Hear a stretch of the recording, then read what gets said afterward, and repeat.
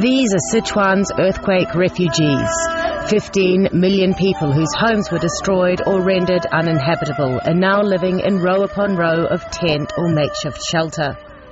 The weather is hot and humid. When the rainy season arrives soon, the conditions in camps will deteriorate significantly. Everyone here is traumatized.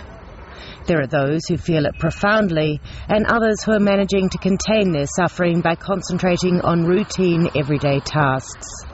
There's particular concern here for children. Due to the earthquake, many children lost their homes. Their homes collapsed or were damaged. When they got out of their homes, they had nothing with them. We helped them get donated clothes, children's products, milk powder, disinfecting products, stationery, and school bags. Organizations like Children's Hope have been inundated with donations from people in China and abroad wanting to help the survivors of Sichuan's catastrophic earthquake. Children's Hope delivers box after box of supplies through quake-affected areas, but says children's needs extend far beyond what they require materially. What they need most is care. Care from people and encouragement, and care from families and their relatives. But that's something many children are now lacking. Between 1,000 and 2,000 are believed to have been orphaned in the quake disaster, among them 15-year-old Zhao Huarong and her 11-year-old brother, who lost both parents. Because this earthquake happened so suddenly, they got buried in Balzang, some corner of Balzang. So far, I still don't know. Zhao Huarong struggles to put on a brave face, but distraught, her tears flow. Brother and sister still have extended family, and for now they're all living here together. But it's an arrangement they say can't last because there are already 3 other children being raised in this family. Zhao Huarong and her brother fear for the future. What I need most is to go to school, because they have 3 children already and they are not rich people. I really want to go to school, but I don't have money, so I cannot go to school. 1 month on, many earthquake survivors are yet to be reunited with family members.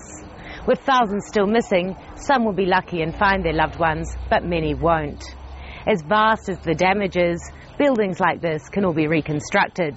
But there's also been so much lost from here that can never be replaced.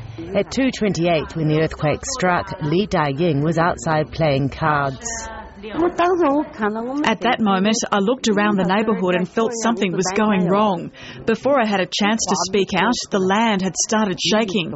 I reached for my stick and tried to walk away. But part of a balcony collapsed on Li Daying and her left leg has had to be amputated. The 72-year-old labourer is confined indefinitely to a hospital bed. She has nothing. I don't have any plan now. I don't even have a home. I lost my home. My house all collapsed. Somebody else told me. I didn't even see it. Li Daying's only son and granddaughter haven't been seen since the earthquake. She fears they're dead, which would make her one of thousands of elderly people who lost children in the quake and now have no one to support them. Of course I'm worried. I'm disabled now, which means I lost the ability to work. How can I not be worried for the future? I hope I can rely on the government. That's the only hope I have. There's no other way out. Down the corridor is a 14-year-old who's also lost part of her leg. Xiang Xiaolian recounts an amazing tale of bravery by one of her classmates who'd rescued her. I heard somebody calling my name and I answered.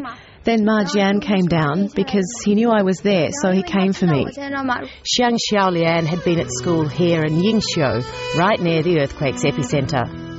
Her teacher had moved all the children he could to higher ground, but Xiang Xiaolian was stuck under rubble.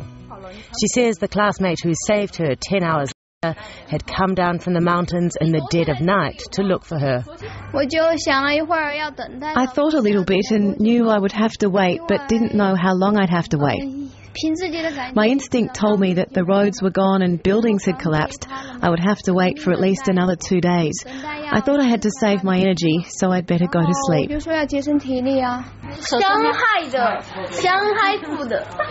Xiang Xiaolian is now in remarkably good spirits. Doctors have told her she'll soon get a new artificial limb, but there's something else she's looking forward to even more. Going back to school together with all my classmates. I should stay together with my classmates left alive, to go back to school and build up our future. But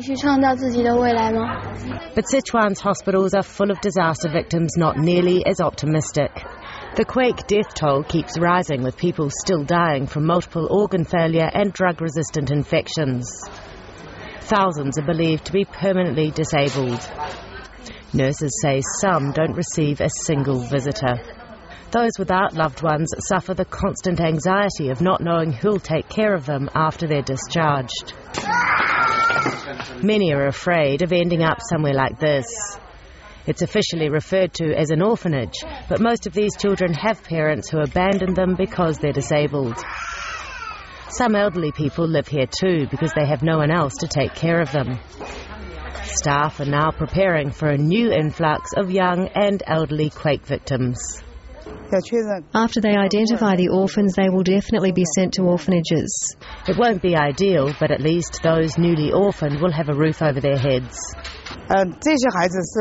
These children are healthy. When they come, they should know that the others have some problems. I mean, the children already in the orphanage. We won't use any different ways or perspectives to look at them. We will make sure to treat them as our own children according to our management rules. Since the earthquake, everyone here has been living in tents. The orphanage building was damaged and is deemed unsafe. Conditions are even more difficult than they usually are. It's not convenient for taking care of the children. It's too hot. The temperature in the tents is too high. So every day we can only put them in the shade. The children can easily get sick or get sunstroke. You see, the environment here is really bad. Too many mosquitoes and flies. But institutional care is better than no care at all. 14-year-old Lin Sai Hong was also abandoned by her parents because she suffers from a chronic heart condition. She lives high in Sichuan's mountains with a woman she calls her grandmother, who's in fact just someone who took her in off the streets. But after the earthquake, Lin Sai Hong had another chance encounter, this time with Chen Hui from Children's Hope. They saw me and asked my grandma if I was sick. We told them, yes, I am sick and need to go to Shanghai hospital for treatment. Then she got in touch with people in Beijing and we are preparing to go there. With her name meaning rainbow, Lin Sai Hong's dream is no different to that of each of the children we've met during our time in Sichuan. I think if I can have my disease treated and recover, I can go to school. Long term, many children orphaned in the earthquake will be adopted. Officials estimate the number of people wanting to adopt may outnumber the orphans themselves. This display of generosity characterises the mass response to this deadly earthquake. Everywhere we went, people expressed deep gratitude. The damage caused last month is indiscriminate, but amid the wasteland there's still life. There's also resilience and rebuilding, but Sichuan will take a long time to recover.